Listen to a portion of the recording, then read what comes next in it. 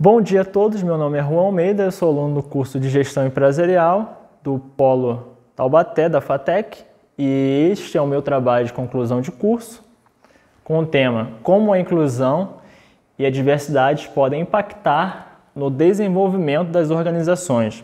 E já de imediato gostaria de dar meus sinceros cumprimentos ao meu professor orientador, professor Francisco Antônio Maciel Novaes, e aos meus outros dois professores que irão participar da banca. Para atingir os meus objetivos na apresentação, eu vou seguir o seguinte sumário.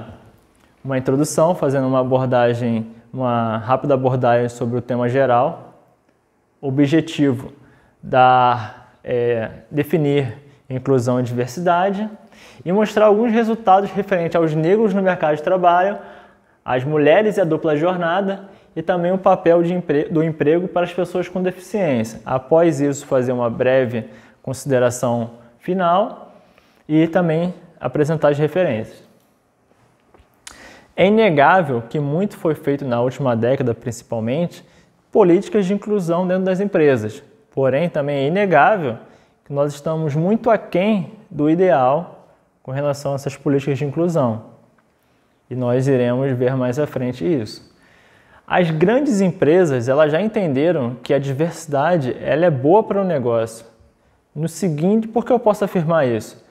Porque a diversidade ela gera pluralidade de informações e conhecimentos, gerando equipes de alta performance, maior criatividade e inovação, geração de novos produtos e serviços.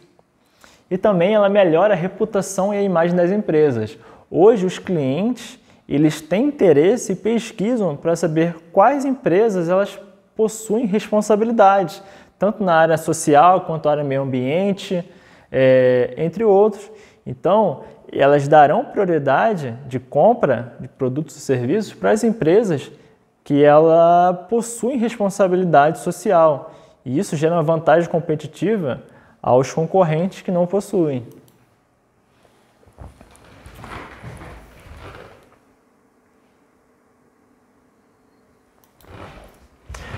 Vou definir de forma bem clara e objetiva diversidade e inclusão. Diversidade está mais ligada à representação demográfica. Por exemplo, qual o percentual de negros ocupam cargos executivos nas organizações brasileiras?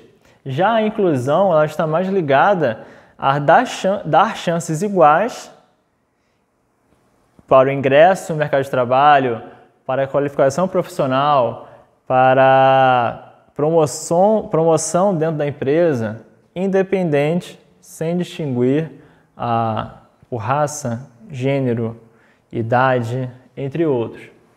Uma frase que exemplifica bem o conceito das duas seria: diversidade é chamar para uma festa, inclusão é chamar para dançar. Então não adianta eu chamar para a festa e não, por exemplo, deixar a pessoa isolada numa mesa. É necessário que eu inclua ela na festa. Venha sentar-se conosco. E isso é inclusão.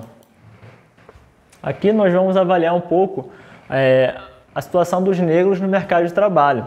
De acordo com o Ministério Público do Trabalho, apesar da Constituição brasileira ela proteger os negros com relação a racismo e discriminação, os negros continuam suscetíveis à discriminação, racismo, assédio moral.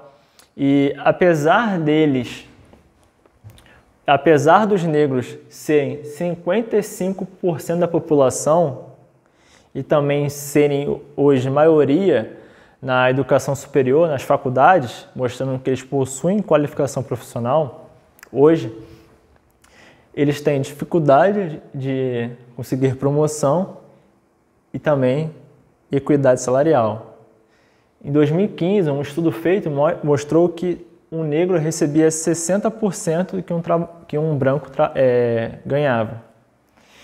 Também, com relação a esse aspecto, de falta de equidade, os negros, apesar de serem 55% da população brasileira, se declarar negra, se nós pegarmos os 10% com maior renda per capita no Brasil, apenas 27% deles serão negros. E o inverso disso, se nós pegarmos os 10% com menor renda per capita, mais de 75% são negros. Isso nós podemos ver com relação à quantidade de negros com relação a empregos na agricultura, serviços gerais, segurança, e os brancos sendo maioria em empregos, por exemplo, de piloto de aeronaves, professores de medicina. E isso mostra bem o quão distante nós estamos dessa equidade de gênero. As mulheres e a dupla jornada. Eu poderia muito bem ter colocado as mulheres no mercado de trabalho, porque as mulheres, entre aspas, possuem as mesmas dores dos negros. Apesar delas serem maioria no ensino superior, apesar delas serem maioria na população, elas possuem menor salário que os homens, elas possuem uma jornada maior, que eu vou abordar um pouco mais à frente sobre essa relação, essa dupla jornada. Então, vou fazer um breve resumo aqui histórico. As mulheres elas começaram a ingressar no mercado de trabalho a partir da década de 40, com a Revolução Industrial. Necessitava de mais mão de obra, os homens não supriam essa necessidade e as mulheres foram chamadas para atuar nas indústrias, porém recebendo baixíssimos salários, porque as mulheres sempre foram ligadas a uma renda secundária. As mulheres, na época, elas cuidavam apenas dos lares, então não eram chefe de família, então pagavam baixíssimos salários para as mulheres. A partir da década de 70, com o feminismo nos Estados Unidos, refletiu-se aqui no Brasil, as mulheres começaram a alcançar outros cargos, como por exemplo de professoras, de atendentes de loja, coisas que na época, 50 anos atrás, era inimaginável. O machismo da época que impera até hoje era muito pior. Então, era inimaginável as mulheres como atendente de loja, por exemplo. Com relação à dupla jornada, até hoje, apesar das mulheres estarem há muito tempo já no mercado de trabalho, qualificadas profissionalmente, elas ainda são ligadas a trabalhos domésticos. Então, apesar de, por exemplo, a família ter o homem e a mulher e os filhos, o homem e a mulher trabalhando, a mulher ainda possui essa responsabilidade de, após chegar do trabalho, ainda cuidar do lar, cuidar do ambiente doméstico, seja passando, lavando roupa, cuidando dos filhos, cuidando da refeição. E isso gera com que as mulheres trabalhem 3 horas a mais que os homens por semana, se nós formos contar esse trabalho doméstico. Então, as mulheres são mais sobrecarregadas, possuem menos salários, apesar de possuírem maior qualificação profissional. O papel do emprego para as pessoas com deficiência. Por que eu quis colocar esse tema? De acordo com a lei número 8.213, as empresas com mais de 100 funcionários, elas são obrigadas por lei a destinar de 2 a 5% de vagas para pessoas com deficiência no seu quadro de funcionários. E de acordo com o Instituto Ethos, uma pesquisa realizada por eles, que fez uma avaliação das 500 maiores empresas brasileiras, mostra que apenas 2% dos colaboradores dessas 500 maiores empresas brasileiras, são pessoas com deficiência, ou seja, o mínimo exigido por lei. Porém, se formos considerar que 24% da população ela se declara com algum tipo de deficiência, nós também podemos ver que nós estamos muito aquém do ideal. Saúde física e mental. Não é apenas renda. O ser humano ele tem a necessidade de se sentir útil. Ele quer se sentir útil para sobreviver. Então, e principalmente para as pessoas com deficiência, que, vamos dizer, colocou-se uma superproteção, as famílias, algumas famílias a maioria, na verdade, das famílias que possuem pessoas com deficiência, elas meio que superprotegem eles super protegem as pessoas com deficiência. E as pessoas com deficiência, muitas vezes, elas não querem isso. Elas querem trabalhar, elas querem se sentir úteis, elas querem se sentir uma pessoa comum, como qualquer outro. Então, isso é bom para a saúde mental, da física, parte física e mental dessa população com deficiência. Então, nós devemos dar também oportunidades para as pessoas com deficiência.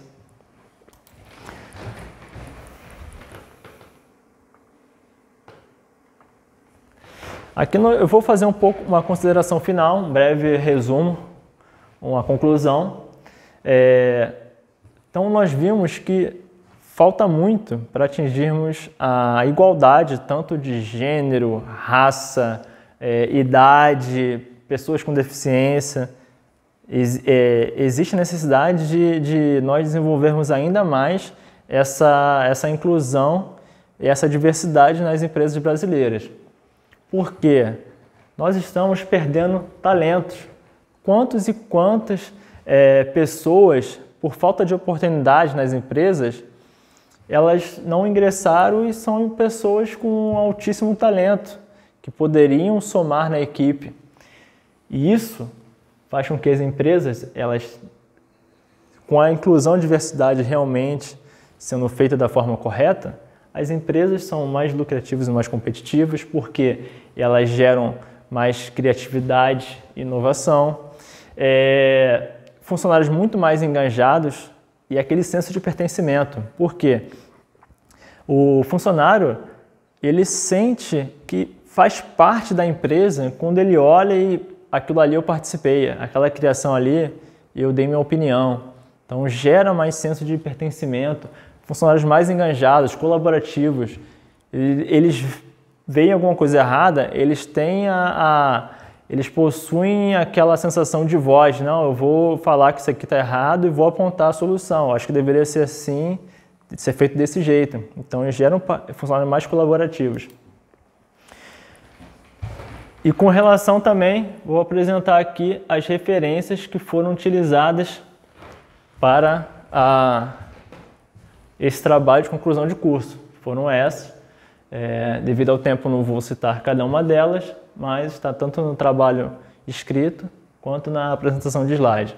Muito obrigado a todos pela atenção e um bom dia.